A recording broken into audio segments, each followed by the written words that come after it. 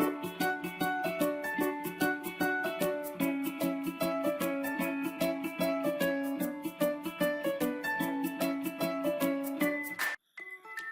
प्यारे बच्चों, स्वागत है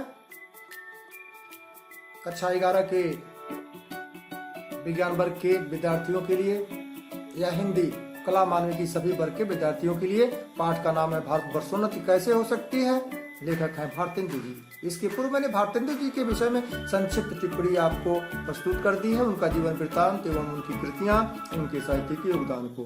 अब यहाँ हम आपको लेके चलते हैं भारत वर्षोन्नति कैसे हो सकती है नामक पाठ के सारांश, उसकी समुचित व्याख्या पर। मेरे प्यारे बच्चों, भारत वर्षोन्नति सन 1884 ईस्वी में बलिया के दादरी मेले में आर्य देशोपकारी सभा को संबोधित करने के लिए भारतेंदु जी ने लिखा था। विषय जो पाठ का शीर्षक है वही था भारत वर्षोन्नति कैसे हो सकती है। मेरे प्यारे बच्चों, 1884 में जो विषय था आज भी वह विषय है कि भारतवर्ष की उन्नति कैसे हो सकती है। उस समय भारतेंदु जी को चिंता थी, आज आपको चिंता करनी है, आज हमको चिंता करनी है, आज इस समाज को चिंता करनी है। तो मेरे बच्चों, भारत वर्षोन्नति इतने दिनों के बावजूद कितना हुआ कितना नहीं हुआ यह विषय नहीं है। हम जहां तक उन्नत किए हैं, इस उन्नत के आगे अब हमें कितनी और उन्नत करनी है और कैसे करनी है, यह विषय आज भी उतना ही प्रासंगिक है इस निबंध को लेकर जितना उस समय था। कहते हैं कि आज का दिन बड़ी खुशी का दिन है। कौन सा दिन? जो आर्य देशोपकारी सभा में जो हम भाषण दे रहे हैं और इतने लोग इकट्ठे हैं। भारतेंदु जी कहते हैं कि इतने लोग इकट्ठे हैं कि आज सबसे खुशी का दिन है कि हम सभी मिलकर आज भारतवर्ष की उन्नति कैसे हो सकती है इस विषय पर चर्चा कर रहे हैं। इसको हमने आज विषय बनाया है। यह सबसे खुशी का दिन है। इतने अपार जन समूह को उत्साह के साथ एक स्थान पर एकत्र देखता हूं। भारतेंदु जी कहते हैं देखता हूं। मेरे प्यारे बच्चों, भारतेंदु जी आगे कहते हैं कि यह देश का बड़ा दुर्भाग्य है कि भारतीयों में विविध गुणों तथा योग्यता के बाद भी सही नेतृत्व के अभाव में उन्नति नहीं कर सके हैं। हमारे देश के लोगों को रेलगाड़ी की संज्ञा दी जा सकती है। हम सभी हिंदुस्तानी रेलगाड़ी के डिब्बे हैं। जैसे बिना इंजन का कोई रेलगाड़ी नहीं चल सकती, उसी तरह से हम भारतवासी भी बिना किसी नेतृत्व के आगे नहीं बढ़ सकते। मेरे बच्चों, यहाँ रेलगाड़ी के डिब्बा बता करके उन्होंने हमें फर्स्ट क्लास, सेकेंड क्लास और थर्ड क्लास का सुंदर वातानुकूलित रूप से एक वर्गीकरण तो किया है, यानी हमारी योग्यता का उन्होंने समुचित अंकन किया है। लेकिन इंजन के बिना हमारी रफ्तार को उन्होंने वही रेलवे ट्रैक पर छोड़ दिया है। तो मेरे दोस्तों, मेरे बच्चों, आज नेतृत्वहीनता के कारण अपनी उन्नति हम नहीं कर पाए हैं। यह भारतेंदु जी की चिंता है। कहते हैं कि अगर इन भारतीयों को मार्गदर्शक का बल, पौरुष और ज्ञान का स्मरण दिलाने वाला कोई मिल जाए तो हम निश्चित रूप से बहुत तीव्र विकास कर सकते हैं। परंतु नेतृत्वहीनता के कारण वे अपनी उन्नति नहीं कर पा रहे हैं। यदि कोई मार्गदर्शक भारतीयों को बल, पौरुष और ज्ञान का स्मरण दिला सके तो वे कठिन से कठिन तथा बड़ा से बड़ा कार्य आसानी से कर सकते हैं। जिस प्रकार जामवंत ने हनुमान जी को उनका बल याद दिलाकर उनके पुरुषार्थ सिद्धि में अतुलनीय योगदान कर दिया, संजीवनी बूटी लाने में। इस प्रकार हम सब अगर कोई अच्छा नेतृत्वकर्ता, मार्गदर्शक अगर मिल जाए तो आज फिर हम भी वैसे ही उन्नति कर सकते हैं। तो आज हिंदुस्तानी राजा, महाराजा तथा हाकिमों को तो अपने भोग विलास से समय ही नहीं मिलता। सरकारी अफसरों को तो हजारों काम होते हैं। जो समय बचता है उसमें वे सोचते हैं कि गंदी व्यक्तियों से मिलकर व्यर्थ समय क्यों नष्ट किया जाए। आर्य जब भारत आए थे तब भी भारत की उन्नति का दायित्व राजा तथा ब्राह्मणों का था, परंतु भारत का दुर्भाग्य इन्हीं लोगों को निकम्मेपन ने घेर रखा है। लेखक कहते हैं कि आज संपूर्ण भारतीय समाज को निकम्मेपन ने घेर रखा है और इनको अपनी इस पिछड़ी दशा पर लज्जा का अनुभव भी नहीं होता। इन्हीं के पूर्वजों ने मिट्टी को झोपड़ियों में बैठकर पेड़ पौधों के नीचे अध्ययन कर बिना साधनों तथा यंत्रों के केवल बांस और नालिकाओं के द्वारा नक्षत्र मंडल एवं सौर परिवार का इतना सूक्ष्म अध्ययन किया कि विदेशों से लाखों रुपए की लागत से बनने वाली दूरबीन की मदद से किया गया अध्ययन और हमारे पूर्वजों द्वारा किया गया अध्ययन समान रूप से सत्य प्रतीत होते हैं। हमारी अकर्मण्यता हमें पीछे ढकेल रही है। आज वैज्ञानिक युग में उन्नति को दिशा में बढ़ना आसान है।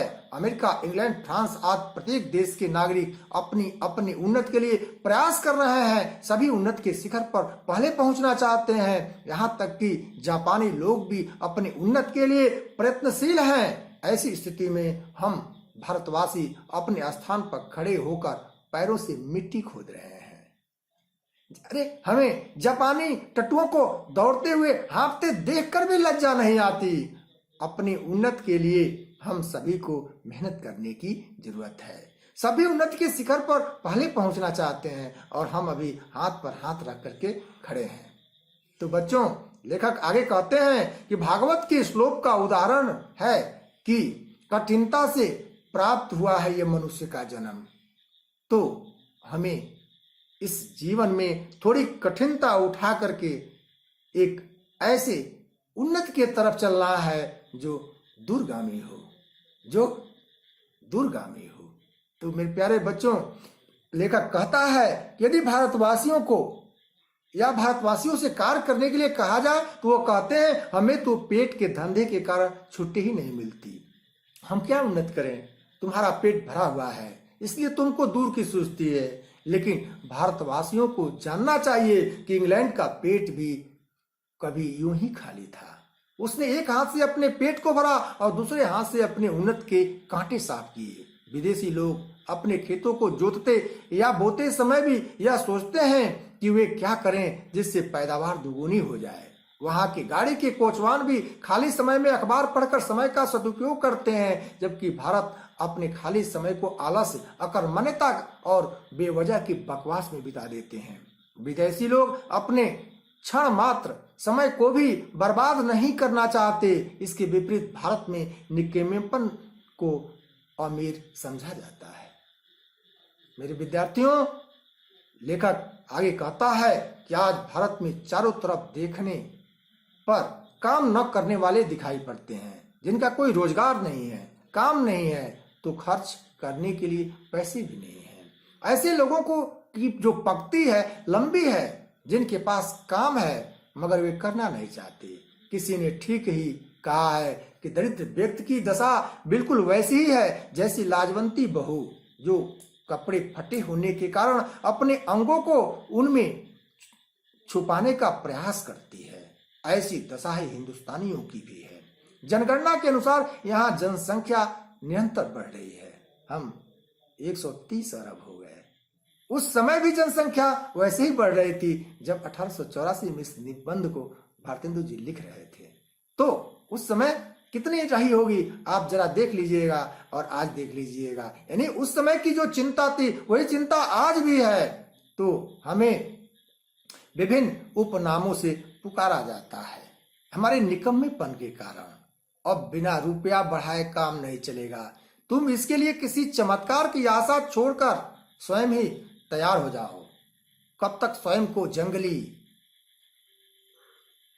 मनहूस, मूर्ख, बोधे जैसे उपनामों से पुकारवाओगे? तुम इस उन्नति के दौड़ में दौड़ो। अगर अब की बार पीछे रह गए तो रसातल में ही पहुंच जाओगे।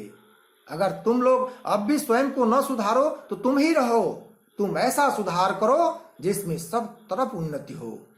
जो बातें तुम्हारे मार्ग में बाधा बने उनको छोड़ दो, चाहे तुम्हें इसके लिए लोग कुछ भी कहें। जो लोग देश का हित चाहते हैं उन्हें अपने सभी प्रकार के सुख, धन और सम्मान का बलिदान करने के लिए सदैव तैयार रहना चाहिए। देश की उन्नति के लिए सबसे पहले उन बाधाओं एवं बुराइयों का पता लगाना होगा जिसके कारण हमारा विकास अवरुद्ध हो गया है। देश की उन्नति में बाधा पहुंचाने वाले इन सभी तत्वों को नष्ट करना होगा, तभी देश की उन्नति संभव है। तो यदि हमें अपने देश में किसी प्रकार की उन्नति करनी है तो हमें हमारे सभी कार्य धर्म के अनुसार होने चाहिए। धर्म के अनुसार, धर्म वह धर्म नहीं जो हम विभिन्न संप्रदायों में बांटते हैं या बढ़ता है, वह धर्म जो हमें आत्मानुकूल, जो हमें अनिति से बचा करके उन्नति की तरफ ले चलता है। सबसे पहले धर्म की उन्नति करनी होगी। भारतेंदु जी ने अंग्रेजों की नीति का उदाहरण देकर स्पष्ट किया कि अंग्रेजों की धर्म नीति और राजनीति परस्पर मिलती है, मिली जुली हुई थी। इस कारण वे लगातार उन्नत करते जा रहे हैं।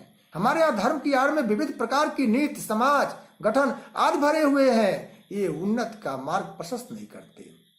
इसलिए धर्म की उन्नति से सभी प्रकार की उन्नति संभव है। लेखक ने त्योहारों को म्यूनिसिपालिटी बताया है, जिसके द्वारा घर, शरीर, वातावरण शुद्ध हो जाते हैं। ये त्योहार तो हमारी म्यूनिसिपालिटी है।